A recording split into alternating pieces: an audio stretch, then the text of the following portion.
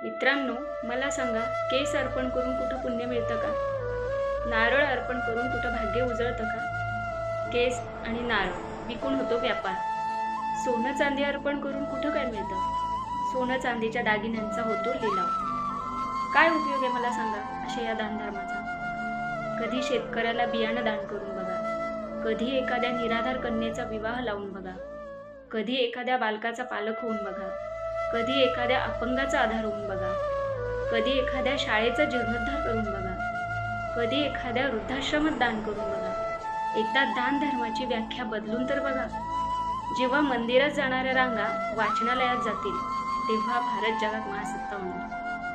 पुस्तक वाचनाने माणसाचं मस्तक सशक्त होत असतं आणि सशक्त झालेलं मस्तक कोणाचं हस्तक होत नसतं. शाळेची छतं गळकी आणि मंदिराची सोन्याची. काही शाळांमध्ये आजही बसायला फरशी नाही आणि मंदिराला संगमरवरी. शाळेला 2 रुपये देताना 10 वेळा चौकशी करणारा पालक मंदिराला 2000 देताना अजिबात चौकशी करत नाही. भारत जगात महासत्ता होणार. अरे, पायात घालायच्या चपला AC मध्ये विकायला ठेवतात आणि भाजीपाला फुटपाथवर. आणि म्हणे आमचा देश कृषीप्रधान.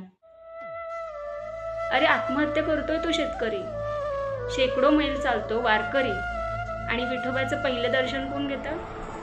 मुख्यमंत्री. पटलं तर नक्की शेअर करा.